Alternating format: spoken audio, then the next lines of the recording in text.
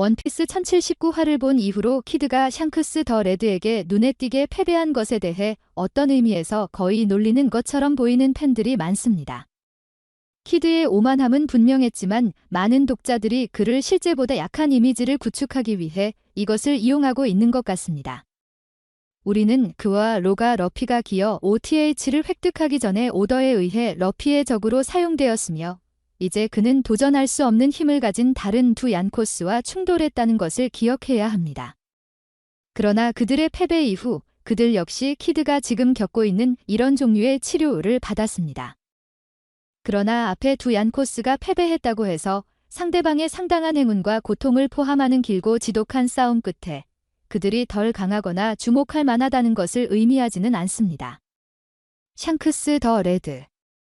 바로 이러한 이유로 키드의 강점을 요약하기 전에 마지막 장을 마친 후 고려해야 할 몇 가지 요소가 있습니다. 욘코를 과소평가한 팬의 실수. 예를 들어 우리는 카이도가 어니게시머에서 러피와의 싸움을 관리하는 방식을 보았습니다. 모지웨러 대장은 동료와 동맹국의 도움 덕분에 여러 번 죽음에 가까워졌습니다. 그가 정말로 원한다면 카이도는 러피를 죽임으로써의 전투를 여러 번 끝낼 수 있었습니다. 그러나 욘코는 자신과 같은 강자가 자신에게 대항할 수 있는 스릴을 오랫동안 찾고 있었고 루피 덕분에 그러한 순간을 즐길 수 있는 가능성은 점점 더 화려하고 긴 싸움으로 이어졌고 우리가 본 결과에 도달했습니다. 전투에 도취한 카이도는 밀짚모자에게 노골적으로 도전하며 온갖 공격을 감행하고 더욱 흉포한 공격을 퍼붓는다. 우리는 또한 빅맘의 공적을 축소해서는 안 됩니다. 양코는 악마의 열매의 두 가지 각성에 직면했지만 그럼에도 불구하고 로와 키드의 공격에 대처했습니다. 불행하게도 다행스럽게도 용암 폭탄을 가진 두 초신성의 전략만이 싸움을 끝낼 수 있었습니다.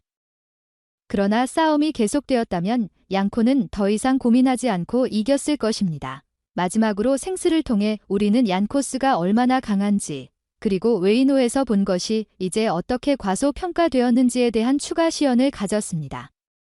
키드가 해적으로서의 여정에서 무엇을 할 수 있었는지 확인하고 키드가 자신의 함대를 목표로 삼을 방법을 발견하여 전투의 미래를 확인한 생스는 분명히 분노하여 그의 가장 강력한 것 중 하나로 보이는 것을 즉시 사용했습니다. 그리고 전투 초기부터 아무도 예상하지 못한 가장 치명적인 공격. 아마도 카이도와 빅맘이 처음부터 가장 강력한 공격을 사용했다면 러피와 로도 탈출할 여지가 많지 않았을 것입니다. 또한 카이도와 러피의 첫 경기가 어땠는지 기억합니다. 카이도의 의식 없이 더베류의 사람들 덕분에 구했습니다. 따라서 레드 생스와 싸운 후 키드를 조롱하는 것은 말이 되지 않습니다. 그는 원피스의 모든 바다에서 가장 강한 존재 중 하나인 양코에게 패했고 우리가 아직 아무것도 모르고 오더가 25년 후에 지금 소개하기로 결정한 가장 중요한 캐릭터 중 하나에 대해 패배했습니다. 우리는 이 패배의 원인 중 일부가 특히 초신성 자체에서 비롯된다는 것을 부인할 수 없지만 이 모든 점에서 키드의 힘은 그가 실제로 생스와 같은 캐릭터에게 패배했기 때문에 확실히 실패하지 않을 것입니다.